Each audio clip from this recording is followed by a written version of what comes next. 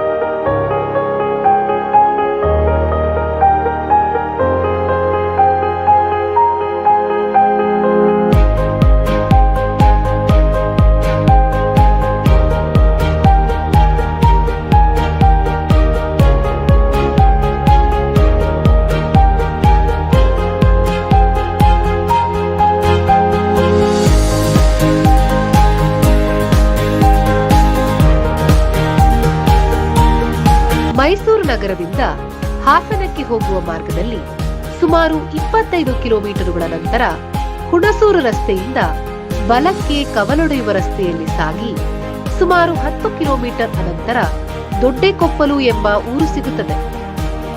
ಈ ದೊಡ್ಡೇಕೊಪ್ಪಲು ಗ್ರಾಮದ ಬಳಿ ಬಲಕ್ಕೆ ತಿರುಗಿ ಊರು ಹಾಗೂ ತೋಪು ದಾಟಿದ ಕೂಡಲೇ ರಸ್ತೆಯ ತುದಿಯಲ್ಲಿ ದೂರದಲ್ಲಿ ಬಾನಿಗೆ ಗುರಿಯಿಟ್ಟ ಜೋಡಿ ಗೋಪುರಗಳು ಕಾಣುತ್ತವೆ.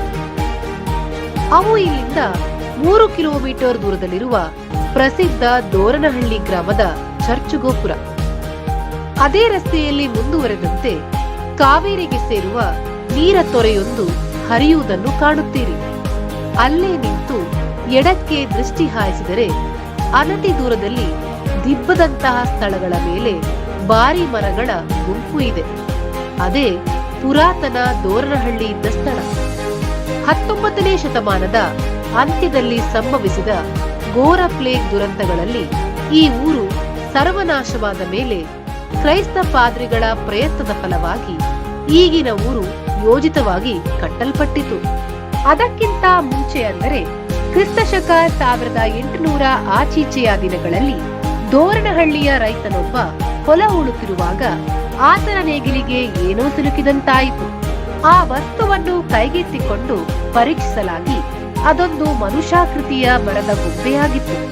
ಹಲ ವರ್ಷಗಳ ಕಾಲ ಅದು ನೆಲದೊಳಗಿದ್ದರೂ ಅದಕ್ಕೆ ಗೆದ್ದಲು ಹತ್ತಿರಲಿಲ್ಲ. ರೈತ ಅದನ್ನು ತನ್ನ ಮಕ್ಕಳಿಗೆ ಆಟಿಕೆಯಾದೀತೆಂದು ಬಗೆದು ಬದಿಯಲ್ಲಿರಿಸಿ ಉಳುಮೆ ಮುಂದುವರೆಸಿದ. ಸಂಜೆ ಆ ಗೊಂಬೆ ರೈತನೊಂದಿಗೆ ಮನೆಗೆ ತೆರಳಿ ಆತನ ಮುಗ್ಧ ಮಕ್ಕಳ ಕೈ ಸೇರಿ ನಲುಗಿತು. ಅದೇ ರಾತ್ರಿ ಆ ರೈತನ ಕನಸಿನಲ್ಲಿ ಸನ್ಯಾಸಿಯೊಬ್ಬ ದರ್ಶನ ನೀಡಿ ಹೊಲದಲ್ಲಿ ಸಿಕ್ಕಿದ ಆ ಗೊಂಬೆ ತನ್ನ ಪ್ರತಿರೂಪವೆಂದು ಅದನ್ನು ಅಪಮಾನಿಸಬಾರದೆಂದು ನುಡಿದಂತಾಯಿತು. ಆದರೆ ಮರುದಿನ ಆ ರೈತ ಕನಸನ್ನು ಮರೆತ ಹಾಗೂ ದೈನಂದಿನ ಕೆಲಸದಲ್ಲಿ ತೊಡಗಿಸಿಕೊಂಡ. ನಂತರದ ಕೆಲ ದಿನಗಳಲ್ಲಿ ಆತ ಎತ್ತುಗಳನ್ನು ಕಳೆದುಕೊಂಡ. ಆಪ್ತರು ತೀರಿಕೊಂಡರು. ಮಕ್ಕಳಿಗೆ ರೋಗ ತಗುಲಿತು. ಈ ಎಲ್ಲಾ ಘಟನೆಗಳಿಂದ ರೈತ ಬಹುವಾಗಿ ವಿಚಲಿತನಾಗಿ ಹಿಂದಿನ ನೆನಪುಗಳನ್ನು ಹೊರಗೆ ಹಚ್ಚಿದ. ಹಿಂದೊಮ್ಮೆ ತಾನು ಕಂಡ ಕನಸನ್ನು ನೆನೆಸಿಕೊಂಡು ತನ್ನಿಂದಾದ ತಪ್ಪಿಗಾಗಿ ಪರಿತಪಿಸಿದ.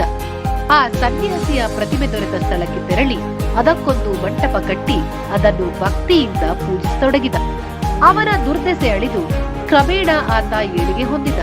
ಅನೇಕ ವರ್ಷಗಳ ನಂತರ ಆ ರೈತ ತನ್ನ ಹೊಲದಲ್ಲಿನ ಪ್ರತಿಮೆಯ ವಸ್ತು ವಿನ್ಯಾಸವನ್ನೇ ಹೋಲುವ ಉಡುಪು ತೊಟ್ಟ ಕ್ರೈಸ್ತ ಪಾದ್ರಿಯೊಬ್ಬರನ್ನು ಮೈಸೂರಿನಲ್ಲಿ ಕಂಡ. ಅವರ ಬಳಿಗೆ ಸಾಗಿ ತನ್ನ ವೃತ್ತಾಂತವನ್ನು ನಿವೇದಿಸಿಕೊಂಡ. ಅಚ್ಚರಿಗೊಂಡ ಅವರು ಆ ರೈತನ ಕೋರಿಕೆಯ ಮೇರೆಗೆ ದೋರನಹಳ್ಳಿಗೆ ಬಂದು 13 ಅಂಗುಲ ಎತ್ತರದ ಆ ಪ್ರತಿಮೆಯನ್ನು ಪರಿಶೀಲಿಸಿದರು. ಸೂಕ್ಷ್ಮವಾಗಿ ಗಮನಿಸಿದಾಗ ಆ ಪ್ರತಿಮೆ ಫ್ರಾನ್ಸಿಸ್ಕನ್ ಸಂಸ್ಥೆಯ ಸಂತ ಅಂತೋಣಿಯ ಪ್ರತಿರೂಪವೆಂದು ಅರಿವಾಯಿತು. ಆ ಪಾದ್ರಿಯ ಮಂಟಪವನ್ನು ಪವಿತ್ರೀಕರಿಸಿ ಚರ್ಚ್ ಆಗಿ ಮಾರ್ಪಡಿಸಿದರು. ತದನಂತರದಲ್ಲಿ ನಡೆದ ಪವಾಡಗಳ ಕಾರಣದಿಂದ ಆ ಊರು ಪ್ರಸಿದ್ಧಿ ಹೊಂದಿತು. ಆ ಯುರೋಪ್ ನಾಡಿನ ಸಂತ ಅಂತೋಣಿ ತನ್ನ ಜೀವಿತಾವಧಿಯಲ್ಲೂ ಪವಾಡಗಳನ್ನು ಎಸಗಿದ್ದ ಅಂಶ ಇತಿಹಾಸದಿಂದ ತಿಳಿದು ಬರುತ್ತದೆ.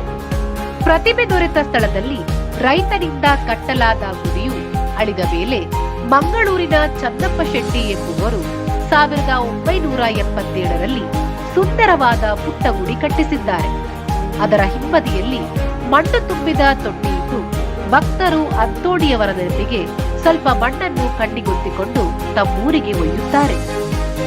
19ನೇ ಶತಮಾನದ ನಡುವಿನಲ್ಲಿ ಮತ್ತೊಂದು ಚರ್ಚ್ ಕಟ್ಟಲಾಗಿತ್ತಾದರೂ ಕಾಲಕ್ರಮೇಣ ಅದು ಪಾದ್ರಿಗಳ ನಿವಾಸವಾಯಿತು. ಅದರ ಬದಿಯಲ್ಲೇ ಮತ್ತೊಂದು ಚರ್ಚ್ ಅನ್ನು ದಾನಿಗಳಾದ ಧರ್ಮರಾಜ ಶೆಟ್ಟಿ ಎಂಬುವರು 1920ರಲ್ಲಿ ಪೂರ್ವಾಭಿಮುಖವಾಗಿ ಕಟ್ಟಿಸಿದರು.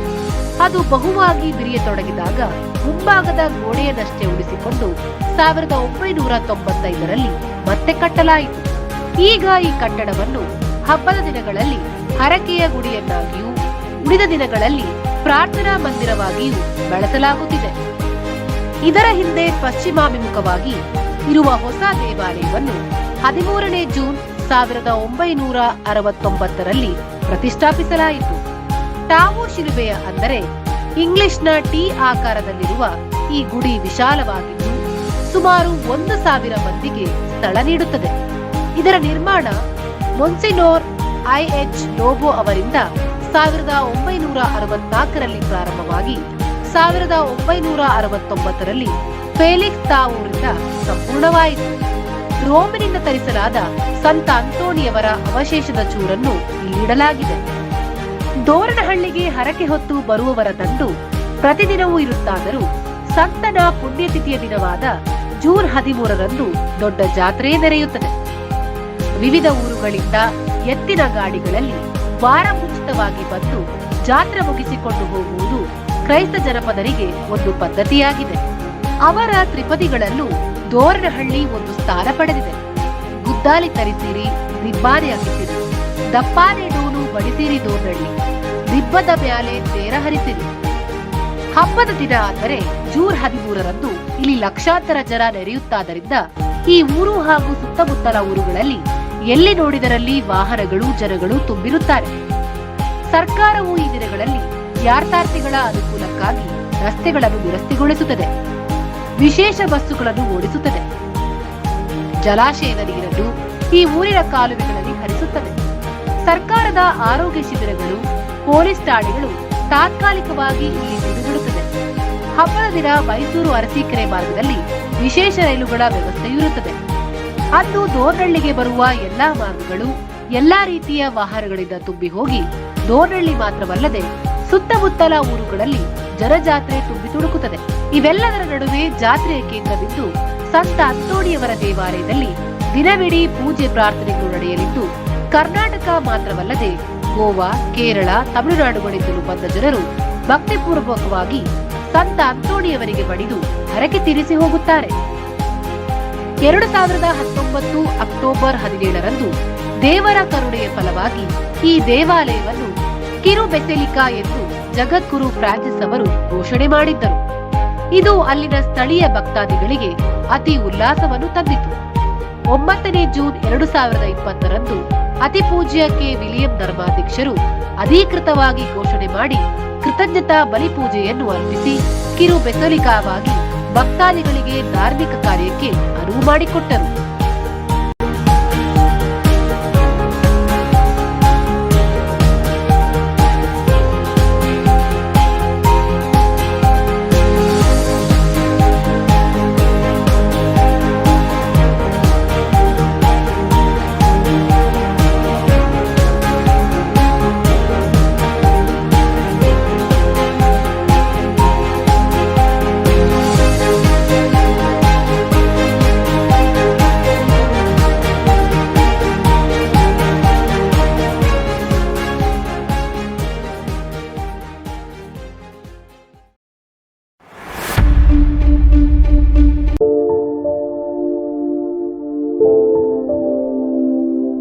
I've said it in my letter to the government also, it's not a wise move to target only our community. You want to know how many churches are official, how many churches are unofficial. In fact, the data was released by the minority department of the parliament of the assembly that they know that there are 1,790 churches are there. They know it, they have the information. If there are some churches which have not authorized, please help us to make them authorized.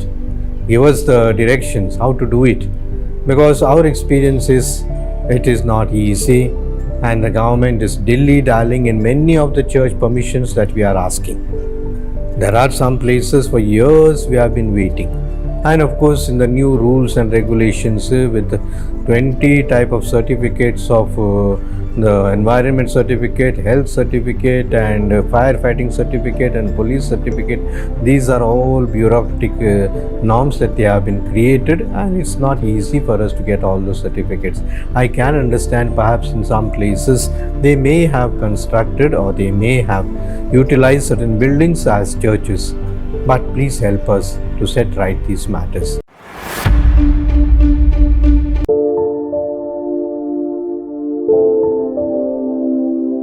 I say that anything that is done by force and fear and fraudulent methods is not good. I myself have made statement that I am not for forceful and deceitful conversions. But the Constitution, Article number 25, it says that I can speak about my religion. I can speak outside bravely, and there is the word also that's utilized in the Constitution to say that we can propagate also our religion. When the Constitution itself gives this much of freedom to us, why do these small groups, why these small assemblies are making noise about our what we call the conversion bogey as such? I don't think it is so easy to convert a person. Can you ever do by force? And this one, Mr. Golihatti, I have a lot of regard for him. You think it is so easy? MLA house which is under guard and protection from the police and from so many other people, that someone can just enter into his house and force his mother and his family members to become Christians. It's so easy. I am really surprised about these matters. At the most, he should set his own house in order. Perhaps if there is devotion in his house for certain things, please keep it up. And if it's forceful conversion, I will be the first one to tell that woman to go back. Please go back. Be happy in your family. Be happy with your religion. We don't want. We are running now so many schools and institutions. In Bangalore, we have more than 1 lakh children in our schools. If there is a complaint of even one child that is being converted, I will close that school. On the other hand, the new directive that the government has taken to take note, to make a list of authorized, unauthorized, is not necessary. Recently the government itself has sent a directive that unauthorized structures in government lands should not be demolished. They should continue. When I met the Chief Minister, I have great regard for him. I told him this is a good move, sir, because in the light of harmony, we have to tolerate certain things to keep harmony among this one. But if that directive applies to only one community, if there are unauthorized constructions on my side, you will not allow it, you will not tolerate it, you will encourage the smaller groups to go and have problem. You know what happened in 2008? 13 of our churches in Mangalore and other parts of the state, they were trying to attack those churches. And at that time, fortunately, our Chief Minister, Honorable Chief Minister, was in Janata Dal. He was one of the ones who condemned it. His party condemned it very much. But now 13 years later, the clock has gone round, and he seems to be giving chances for the other groups to make lists like that and perhaps start the attacks also in some way in the future. What is the guarantee that we will not be attacked in future?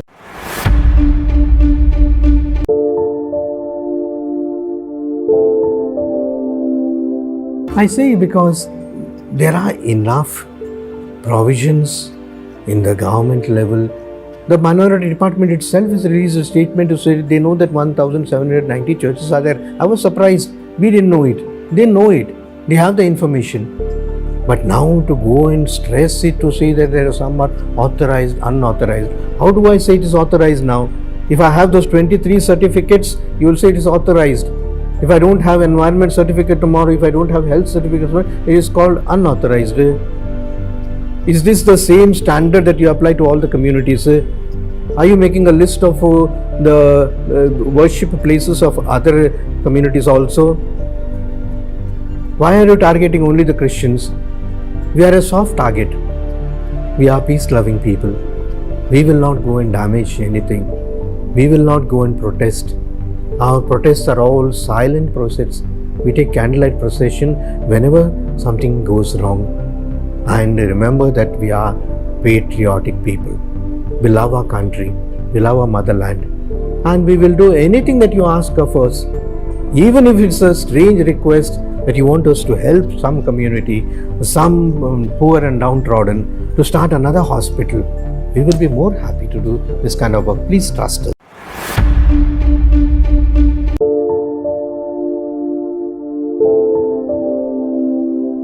New law is not necessary.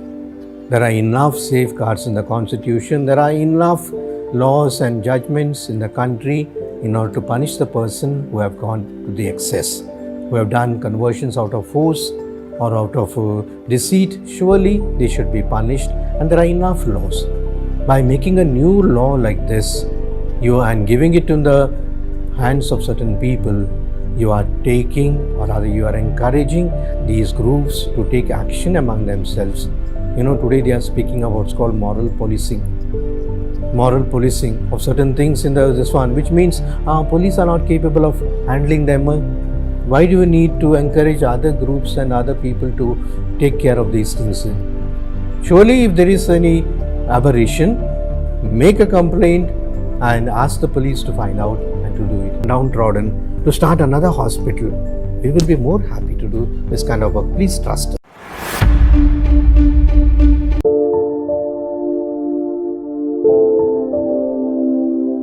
I wouldn't want to blame the government. The BJP is a good government. They have also helped us in many places, for our institutions, for our churches, etc. And I have great regard for the Chief Minister also. I also come from Hubli, Dharwad area. For 10-12 years I have been there. I have heard about him. I have seen his works. But I think some fundamentalist groups are trying to influence him, and he is succumbing to the pressure of these groups, which is not a good thing.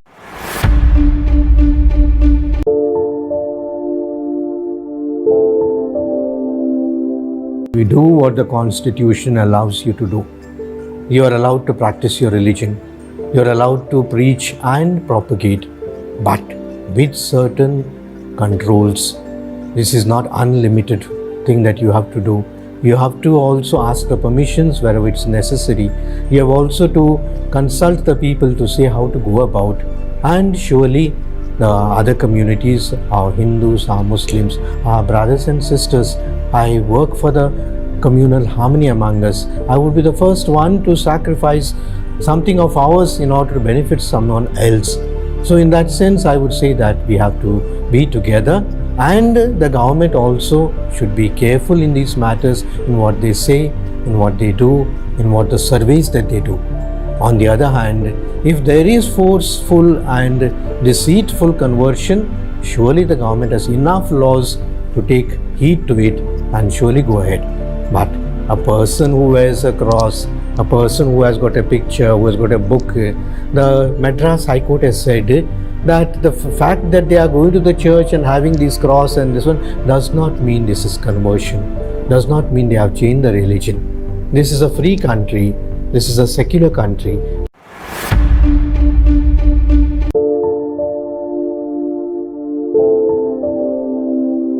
I think it all depends on the signals that the government sends. If the government is open and open-hearted, surely the other communities also not only will praise you but take you to head. I don't say this government or that party and all. Mr. Vajpayee, he was a statesman. He was perhaps BJP party, but no one thought him or saw him in that line. He was a man for the people. We also loved him. And as I said, he is a statesman. Our MLAs and our MPs should be statesmen, not just politicians, petty politicians to place their own groups and the smaller ideals. We have to be world citizens. We have to be citizens of this country.